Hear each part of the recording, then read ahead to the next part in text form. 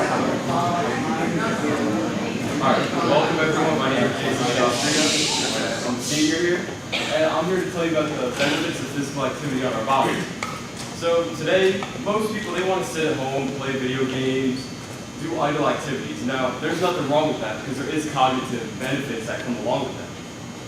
But I'm here to tell you the importance of physical activity, like going outside, playing sport, lifting, stuff like that. So the main reason people lift or go to workout is because they want to get muscle mass, gain muscle mass. So in our body, there are 650 muscles. So what happens is when you work out, do any type of physical activity, your muscles experience microscopic tears on the fibers. Now, and with that comes the release of lactic acid, which is the soreness and the tiredness you get. But what you got to do is you have to intake protein after your workout, such as eggs, fish, meat. That protein goes in, recovers the muscles, repairs the tears, and in about 72 hours, all those tears will be gone, and you'll see an increase in your muscle mass. A healthy heart. So our heart is the transit center of our body. Right now, it is pumping blood to every single inch of your body by the second. So what it does is it receives oxygen from the lungs, which then attaches to blood cells. Your heart sends that blood down through your body, through arteries, to be used up by your organs, muscles, anything that needs it. Once it's used, veins return that blood to the heart, and the cycles could repeat it and repeat it. So what you want to do is you want to do workouts that raise your, conditioning workouts. You want to do conditioning workouts, running, jumping, swimming, anything to get your heart pump going. Because what you want to do is you want to make your heart work faster during exercise instead of working hard when you're just resting. That's high blood pressure. Now, there are illnesses for the heart that are untreatable, like heart hypertrophy, where the heart is thickened, the walls are thickened. That's usually when you see an athlete collapse and die on the court. That can be detected with an EKG. But there are other stuff you can prevent, like high blood pressure by working out, like getting out and doing stuff. The lungs. So we have two lungs. The purpose of the lungs is for oxygen transport, the gas exchange. So what happens? You breathe in oxygen, that oxygen goes onto the blood cells, and your lungs filter out the poisonous carbon dioxide. When it comes to the lungs, there are two main things you have to understand when working out with your lungs. Lung capacity and lung function. Lung capacity is how much air your lungs can hold at one time. That is genetic, so you can't improve your lung capacity, but you can improve your lung function with conditioning activities such as playing sport, running, getting your heart rate going. What that does is you're increasing your rate that your lungs take in oxygen, release carbon dioxide. The more you increase that, the better your lungs will function. Strengthening your bones. Your bones are a tissue. They also experience tiny cracks in the bones from workout. That's due to stress, impacts, that's normal. But what you want to do is, as you work out, your bones actually adapt to the force that you're putting on them due to the impact.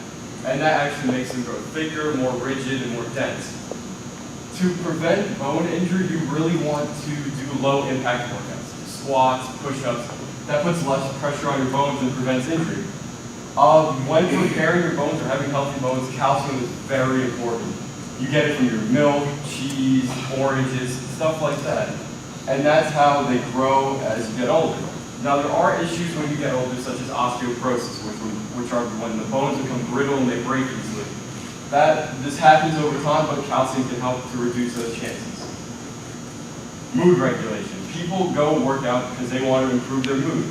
It's known as a natural stress reliever, and it has no bad outcomes. So what you do when you work out, you're focusing on your next workout. You're running, lifting. You're not focusing on your test that you're stressing out for, or girlfriend issues, stuff like that.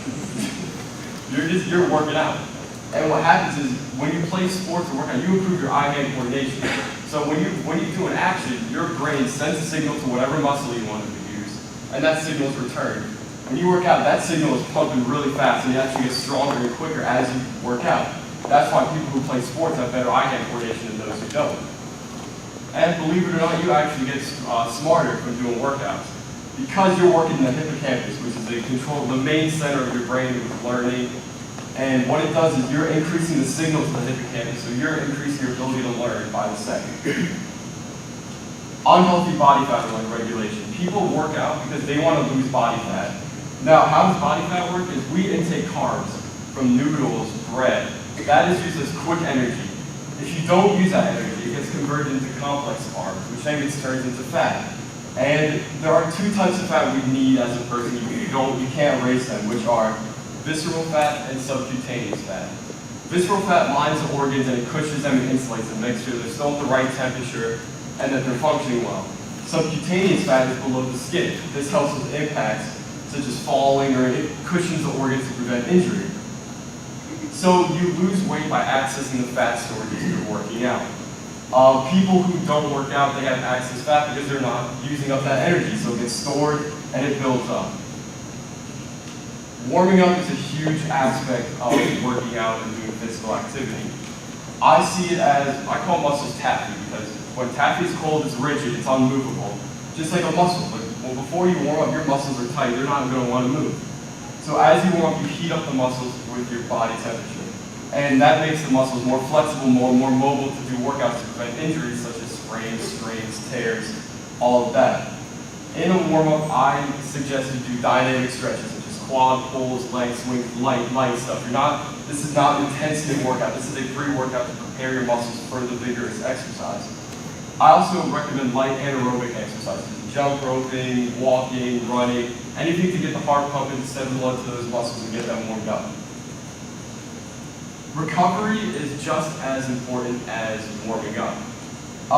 After a workout, your muscles are sore, they're broken down, they're tired. So I recommend icing. Icing reduces the inflammation in your muscles, getting them ready for the next day.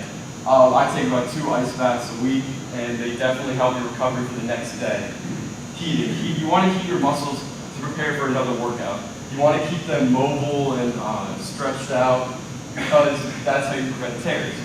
Stretching is very important as well. You always want to increase your mobility when you're doing a workout, because the more stiff you are, the easier you are available to have an injury.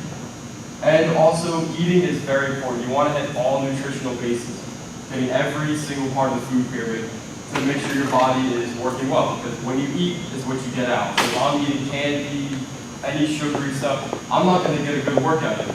I'm going to be terrible when I'm doing my workout. So my final story. So last summer I tore my meniscus at basketball practice. So I landed on it. I was unable to walk for 3 days. I got an MRI. They told me I tore my medial meniscus, which that's the inside part of your meniscus, because the meniscus is basically a cushion for your knee. It reduces the impact between the bones. And so I had arthroscopic knee surgery. So what happened is they went in and they put a camera through my knee to repair the torn meniscus. So to the right, you see my lateral meniscus. You see the femur connected to the tibia. The bottom is healthy. The left is my torn medial meniscus. You see a bunch of debris that they had to go in and clean out because that was making my knee inflamed and making me unable to move. And here I also have the debris floating around my ACL, which that's not going to say went out and took all that out. And this injury did hinder my success a little bit. I had to learn how to ice, stretch, make sure every single muscle in my knee was ready for the workout. So it definitely taught me the importance of recovery and warming up. To this day, I still don't have full function in my knees, full movement that I used to have, but it's still manageable. I still play with it and everything like that.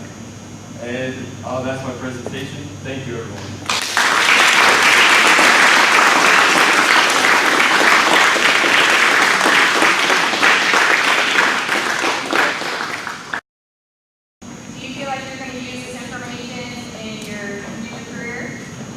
Definitely. I want to be a physical therapist or a team doctor. So I'm going to be working with athletes that have injuries that are exposed to injuries, so I can help them warm up, get their bodies ready for exercise. So I'm definitely going to be using this not only for myself, but helping other athletes that I'll be working with. Can you eventually regain full motion of the knee that was repaired? I can. They say it's a really slow process, a few years, but it's getting better as I keep working it out. But I don't know how long it will take to regain full motion.